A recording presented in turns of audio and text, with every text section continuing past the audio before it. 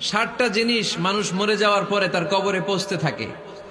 ইন্না মিম্মা ইয়ালহাকুল মুমিন মিন হাসানাতিহি বা'দা মাউতিহি, মানুষ মরে যাওয়ার পরেও যে 60টা জিনিস তার কবরে পৌঁছায় তার মধ্যে একটা হচ্ছে মসজিদান বানাহু, সে যে মসজিদ বানিয়ে গিয়েছে ওই মসজিদের সওয়াব। সুবহানাল্লাহ পড়েন। আপনি টাকা দিয়ে মসজিদ বানিয়ে দিলেন, ওই মসজিদে মুসল্লিরা নামাজ পড়ে, রোজাদাররা এসে ওখানে ইফতার খায়, তাহাজ্জুদ আদায়কারীরা তাহাজ্জুদ পড়ে, তাদের সওয়াবের কমতি হবে না, কিন্তু তাদের সওয়াবের একটা পার্সেন্টেজ সওয়াব যে ব্যক্তি মসজিদ বানালো তার আমলনামায় আল্লাহ ঢুকিয়ে দেয়। এজন্য বেশি বেশি মসজিদ বানাতে রাজি আছেন তো? আল্লাহর হাবিব সাল্লাল্লাহু আলাইহি ওয়াসাল্লাম বললেন, সাবআতুন ইউযিল্লুহুমুল্লাহু ফি যিল্লিহি ইয়াওমা লা যিল্লা ইল্লা যিল্লু। 7 শ্রেণীর ব্যক্তিকে আল্লাহ তাআলা কিয়ামতের দিন আরশের নিচে ছায়া দিবে, যেদিন আল্লাহর আরশের ছায়া ছাড়া কোনো ছায়া পৃথিবীতে থাকবে না। সেই দিনটা কি এই দিনের মতো?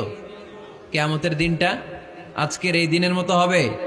50,000 বছর হবে। এটা লেন্থ, এটা ডিউরেশন।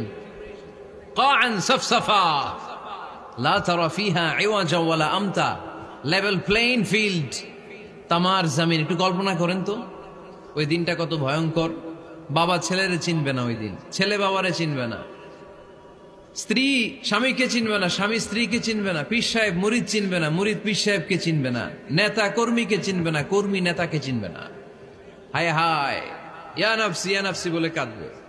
সূর্যটা মাথার কাছে চলে আসবে, সূর্যের তাপে মাথার মগজগুলো গলে গলে নাকের ছিদ্র আর কানের ছিদ্র দিয়ে টপ টপ করে বেয়ে বেয়ে পড়বে। তৃষ্ণায় মানুষগুলো পাগল পাড়া, জিহ্বাটা বের হয়ে নাভি পর্যন্ত ঝুলতে থাকবে। সেদিন সবাই পাগলের মতো ছুটতে থাকবে, কোনো ছায়া নাই আল্লাহর আরশের ছায়া ছাড়া। আল্লাহর হাবিব বললেন 7 শ্রেণীর ব্যক্তিকে আল্লাহ তাআলা আরশের নিচে ছায়া দিবেন। এর মধ্যে 1 শ্রেণীর ব্যক্তি রাজুলুন কলবুহু মুআল্লাকুন বিল মাসাজিদ, ওই ব্যক্তি যার হৃদয়টা সবসময় আল্লাহর মসজিদের সাথে লেগে থাকে। মসজিদের সাথে যার হৃদয় লেগে থাকে তাকে আরশের নিচে ছায়া দিবে কে? এজন্য মসজিদের সাথে যেন আমাদের হৃদয়গুলো লেগে থাকে। অনেকেই দেখবেন এত ভালো নামাজে জোহর পরে টেনশন করে আসরটা কই পড়বো, আসর পরে চিন্তা করে মাগরিবের সময় আমি কোথায় থাকবো, মাগরিবের সময় টেনশন, ইস এশাটা হয়ে গেলেই তো শেষ। এরকম লোক আছে না নাই? এদেরকে সেই কঠিন ভয়াবহ দিনে আরশের নিচে ছায়া দিবে কে?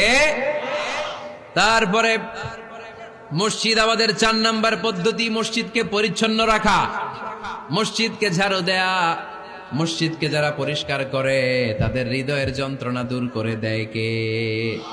সাইয়েদনা ইব্রাহিম আলাইহিস সালাম এবং ইসমাঈল আলাইহিস সালামকে আল্লাহ তাআলা আদেশ করেছেন, তাহহিরা বাইতিয়া লিত-তাইফিনা ওয়াল আকিফিনা ওয়ার রুকআই সুজুদ।